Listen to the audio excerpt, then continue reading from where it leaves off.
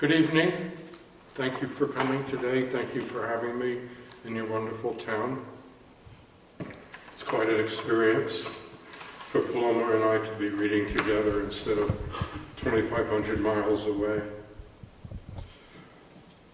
So my first piece is actually not written by me. It's written by a Palestinian poet named Natalie Handel, who's a dear friend, and all of these readings I tend to start off with her poem, Even. Nothing is even.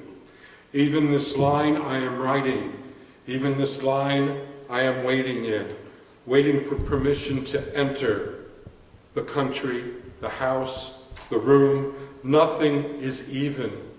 Even now that laws have been drawn and peace is discussed on high tables.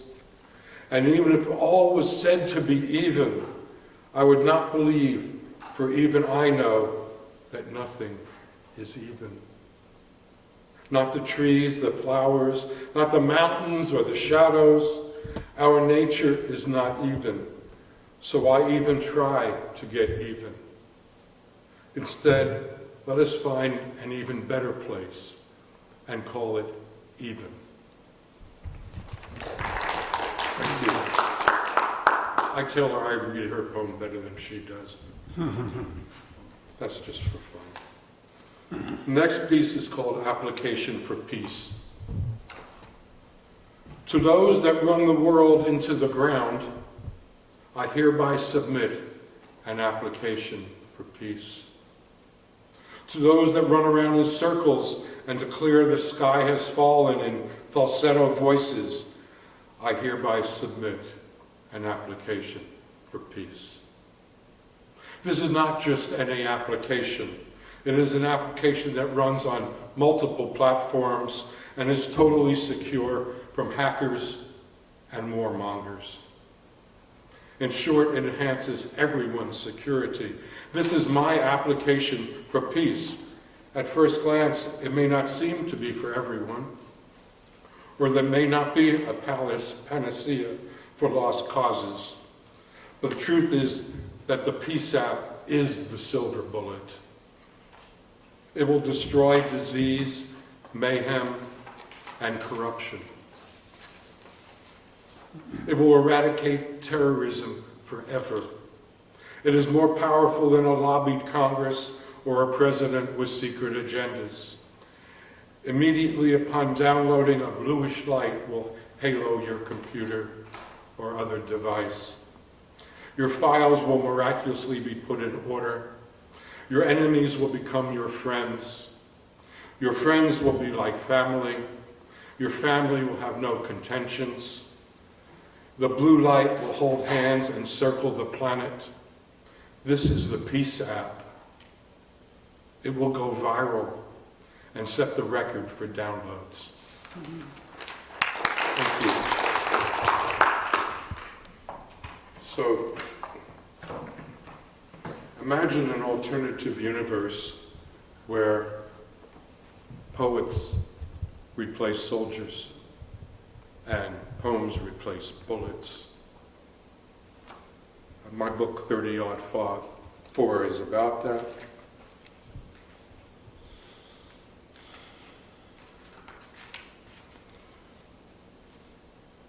He walks stealthily to the top of the hill. It perfectly overlooks the entire town in this resurrected dawn. He is more mirage than ghost. People do not see him. He is cleverly disguised as air. There's no reticence in his walk. He knows what he has to do. Nevertheless, he takes care with each footstep so as not to disturb the locals. Even in the rifle, in its protected case, appears quiet and innocuous until it barks, and by then it will be too late. The ominous will have descended from the heavens to the streets below. He gathers himself at pinnacle. Looking down into the town, he smiles. Or perhaps it's a grimace. As if he was contemplating the results of his morning activities. Who can say what exists in the heart of such a man? His heart is not on his sleeve. Only previous military markings show themselves in the form of tattoos.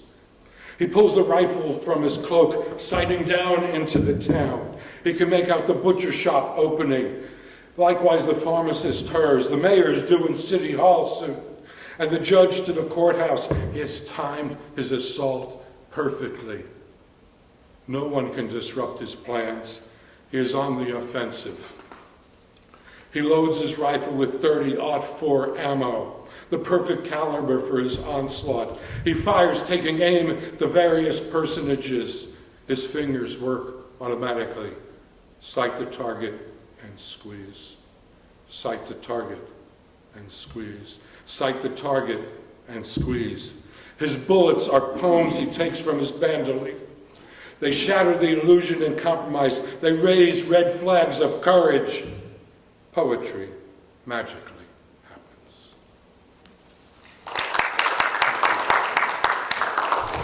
I should mention that .30-04 is taken from writing 30 poems in the month of April, fourth month. It replaces .30-06 caliber ammunition perfectly, I think.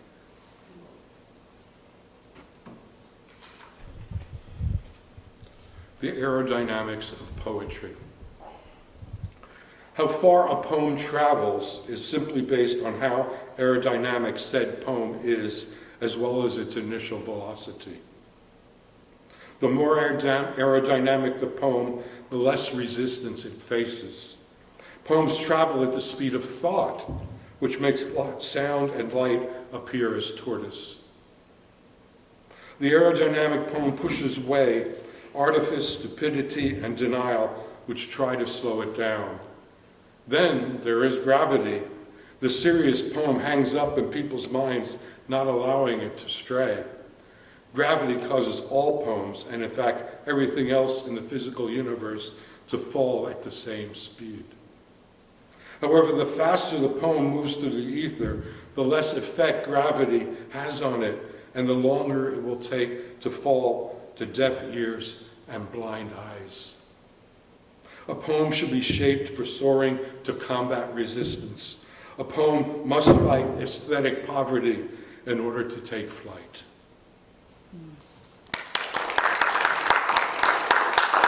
Thank you. The ballistics of poetry.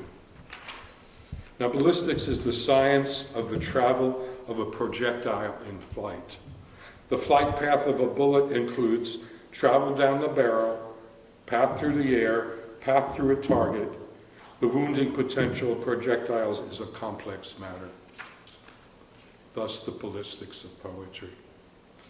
How a poem is delivered can be as important as the poem itself. If a poem cannot be properly introduced into society, why bother to write it? As with any projectile, a poem has a flight path.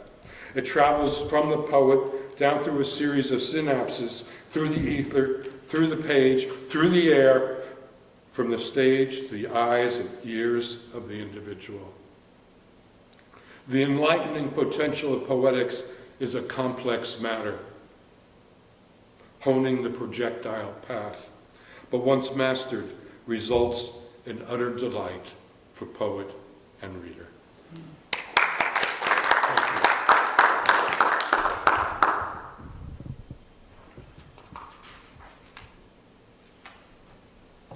Poet warrior.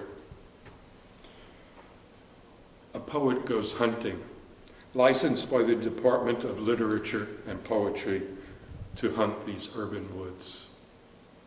This lot of poetic misery refused to be seen talking to a poet, let alone reading a volume of poetry. They are fair game. The poet warrior carries a variety of weapons seeking his prey, of these wanton poetry misanthropes. He stalks these haters, armed with arrows of haiku, the sharpened knives of blues poems. He keeps up his sleeves, and the ever so versatile free verse poetically explodes in the minds and hearts of the opposition.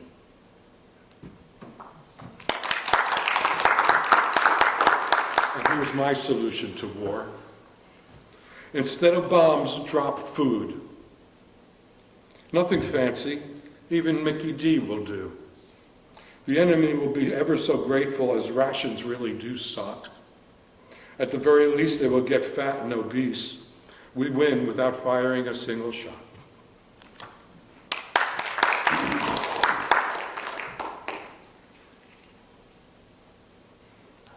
Tradecraft. Tradecraft is skill acquired through experience in typically clandestine trade. Within the intelligence community, this means the techniques used in modern espionage and generally the activity of intelligence. Tradecraft.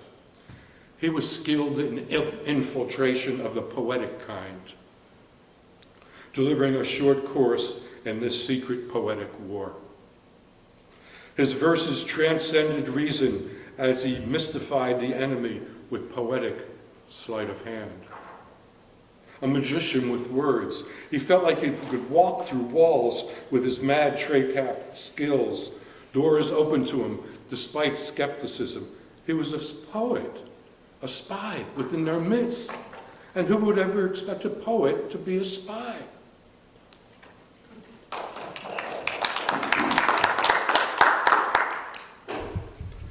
Detonating poetry. Like a stealth bomber, a poet craft soars the ether, destination Earth's troubled spots. Flying low to the ground, spreading seeds of literacy, each poem transcribed into languages of the land. Detonating megatons of poetic force in high explosive fashion that went viral instead of nuclear. Our slam poets rap intensity of verse, every shot weighs in social injustice. Each poetic shrapnel sovereign designed to create life and not destroy it. Our bombs tell stories of successful civilizations and how to fortify against oppression. These weapons of mass construction peacefully release creative energy. They inflict passion and soulfully repair the damage of the thousands of bombs that preceded them.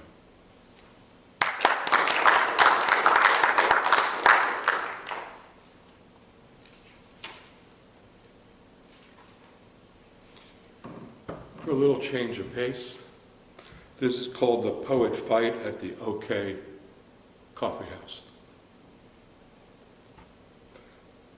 Desperate times call for desperate poetry. I can tell you that for a fact. I was sitting minding my own business, sipping on a macchiato in the illustrious OK Coffee House. The OK was more crowded than usual. I was thankful I had one of the plush chairs, let alone any seat in the house. Like I said, I was just sitting there, not doing anything in particular, not even talking to anyone, although I knew most of the crowd. I was feeling quiet and somewhat subdued, a little introverted perhaps. As I had a poem working in my head, there was no hurry to get out. If you're a poet, I'm sure you know what I mean. My chair faced the door. I looked up slightly, startled by a noise and some ruckus. I smiled to myself when I recognized the gentleman causing the scene. Big Jim knows how to make an entrance. But let me state this at the outset. We were not friends and are not friends. Jim has a reputation as a literary bully. And I don't take kindly to folks like that.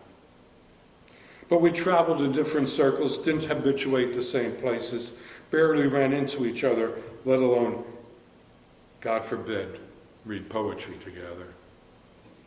But Big Jim sauntered to the coffee bar where I heard him shout out his desire for an espresso for him and his boys. Did I tell you he traveled with an entourage of less than poorly admired poets? Consider it a poetry gang, if you will. The barista was fumbling at his craft, and Big Jim really let him have it. A haiku stalked through the ether, hit the poor barista where it hurt. He nearly keeled over. Big Jim and his boys got a big laugh out of that. slapping each other on the back, all full of guffaw. The OK went silent. Something I'd never seen before. Just as Big Jim was about to launch another zinger, I got up from my comfort zone, tapped him on the shoulder.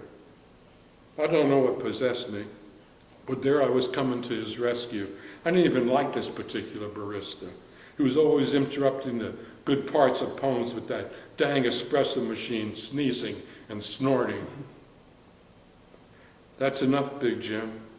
My voice shot razor blades echoing through the OK. He looked down on me. Cowboy, he said, I'm going to give you a break and make believe you didn't just touch me and tell me to back off in front of my friends. Big Jim's voice reverberated and everyone shrunk into themselves a little bit more. Jim, leave Darryl the barista alone. He don't mean no harm. Big Jim laughed and laughed. He laughed so hard the entire OK coffee house was vibrating. You don't know what you're getting into here, cowboy. I advise you to button up or we will have words. Folks dove under the tables. They knew I would not back down. But Big Jim, ego intact, thought he scared me, gave me all the opportunity I needed. So before Big Jim had to open his mouth again, so before he could invoke his ire upon me, I let loose a brutal tornado of words. I gave him everything I had, an aesthetic assault, the likes of which would never be heard or seen again. If this was a poetry slam, I would have won. Haikus slammed into his forehead. A quirky sonnet danced on his clavicle. I even said a rhyme to last a lifetime, and I set my best free verse to pin his most vulnerable spot, his ego, of course. When I was done, Big Jim and his gang of four were hot-footing it down the avenue as I set fiery, hot words to their souls. The crowd let a collective sigh of relief. Darryl, or was his name Digby, gave me a macchiato on the house and pledged to never interrupt my reading with froth. Thank you. So Cowboy gets around. This is Cowboy's word ranch. Everyone called him Cowboy. If he had another name, it was long forgotten. Cowboy and longtime bride Thelma Lou had some history together before they got themselves hitched up. It seems there were some run-ons with the grammar police in their hometown, which no one seemed to be able to recollect. But all was forgiven when he started Cowboy's Word Ranch. You have to understand, they started the ranch. Cowboy refused to call it a farm on a shoestring way before words were as popular as they are today. It was a decent-sized spread, some 3,000 acres of some of the rowdiest words to come out of the English language. Kind of wild in places, but they didn't mind. Cowboy and Thelma Lou pride themselves on their eccentric ways. You can find words of every description, all manner of lettered things, earnest epithets, sanctimonious soliloquies, colorful curses, spontaneous speeches. Imagine fields of free-range words and languages, nurtured and grown to the peak of perfection. Cowboy and Thelma Lou take great delight in their crops, growing their finest letters and words, and symbols too.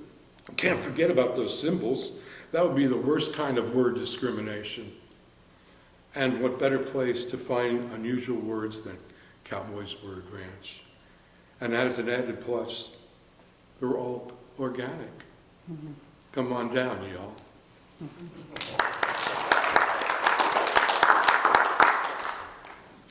Blood, sweat, and fears. I asked my landlady how many poems she wanted for the rent. She responded that this was not an art clinic and she needed cold hard bucks, not a bunch of words. She stated emphatically that the bank would not accept poetry as a mortgage payment. Imagine that. I asked her if she had tried. She responded with a withering look. But I'm a published poet, I declared. I have manuscripts, I have books. She continued her withering look, as my landlady explained in great detail how poetry is worthless. She could not go to the grocery store and trade poems for eggs. She could not go to the furniture store, the clothing store, or any store and exchange poems for anything. How sad, I said. I continue to write poetry. I write it for the joy of words that splash in my fingers. I write to voice to those who are scared to speak. I write to provide smiles and laughter, and yes, even a few tears. I write because I bleed words.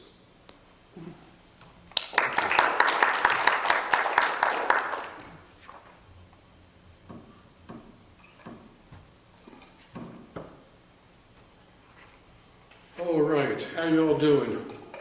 Alive and well?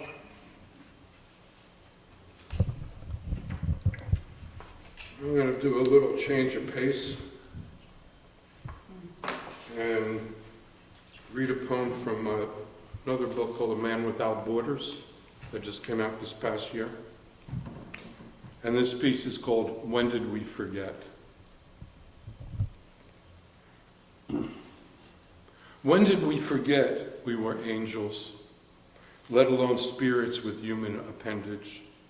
When did we forget to treat others as friend until they proved they were enemy? When did we forget that others have feelings and concerns all too similar to our own? When did we forget that intimacy is but a shadow of love? When did we forget that lies can never make up the truth? When did we forget? When did we forget?